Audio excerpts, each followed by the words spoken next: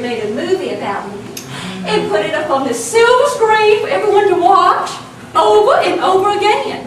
My whole life. Those selfish things I did and said, oh my goodness, things I'd hate to even speak of in public. But perhaps I could be a star. A movie star. And they put my name in lights. And I could just sit around and sign autographs. And they could send me a check once in a while. And you know, we ladies like our own spending money, don't we? I know, I certainly do. But you know, regarding money, I can remember years ago when I owned that lumber company, I had stacks of that converted money. I had bundles of it. And I wonder where it is. I mean, I heard today that it's very scarce and very valuable if you can find any. But I had stacks of it. I wonder, I hope.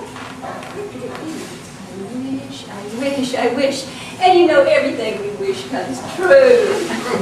Yes. Well, you know, I've lived for a long time. And as I've looked back over my life, I have tried to figure out how to deal with things that are not so happy sometimes. And the thing I learned was this. When life leaves you with absolutely nothing, with those dark, drab, green velvet drapes, make a green velvet dress. Be creative. That is what I've learned to do. You know, being here and me thinking back, I can remember during that war that we never ever talk about. And we were all in terror, and it was late one night, the whole family was asleep upstairs. And all of a sudden, in the middle of the night, I heard a terrible noise. I sat straight up in bed.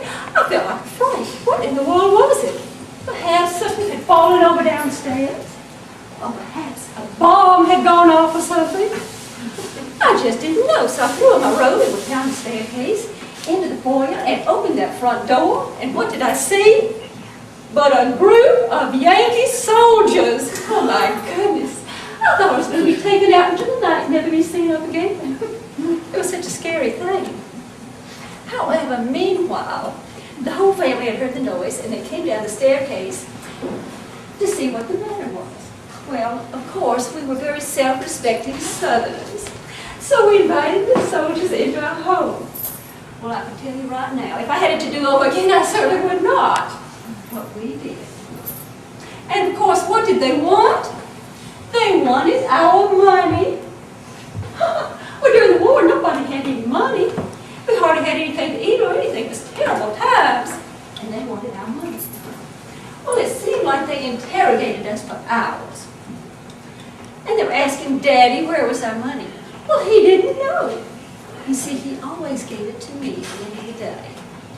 I think he was trying to make me a businesswoman. But anyway, so now that I knew what the soldiers were hunting for, I had to think, where was the money? And all of a sudden it came to me, just like that. It was under Granddad's portrait over by the credenza. Well, I thought, my goodness, I'll have to get that money before they do. So I thought, well, you know, I'm always chattering so much, I have to be quiet. So I hung my head, put my head down, and I leaned way over and grabbed that money off the credenza. But then it was very scary because I had the actual thing that the soldiers were wanting. So I had to think again and be creative. What could I do with the money? Oh. It came to me just like that. And you wouldn't believe where I put that money. I put it into Melanie's baby's diaper.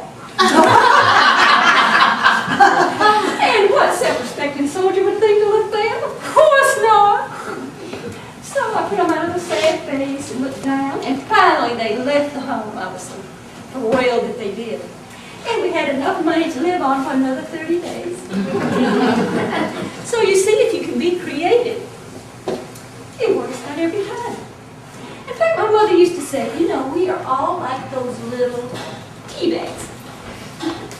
You never know how strong you are get into hot water. And that is the truth. And you know, I've been in plenty of hot water in my life. If you've ever seen that movie about me, oh my goodness, I was in one thing after the other. Well, I wanted to thank all of y'all for coming tonight and giving to the Medicine Hospital. I mean, I just think it's so wonderful to be able to give to help others who are less fortunate or probably hurting and need some hope. It's really a good thing to do. In fact, I truly believe that when we help somebody else, that when we need it, there will be somebody waiting for us. In fact, I've sort of tested it in my life because during the week I tried to mentor some young girls who made the wrong decisions in life. And I had many of them say, oh, I don't want to lose you. I want you as my friend. Don't leave me. And I call them every week. So I have learned that when I help other people, that when I need some help, there's somebody there to encourage me. So I just want to thank you so much. It just means a lot to me to know how you are doing down here in our local area. So anyway, I want to leave you with just a thought. In fact, if Vivian was here right now, she wrote on many of her little correspondences, she said, may every good wish and blessing be yours. And I think that's always something good to think about. But the more we can help others, I think it's really great because life is short. And it will soon be gone with the wind.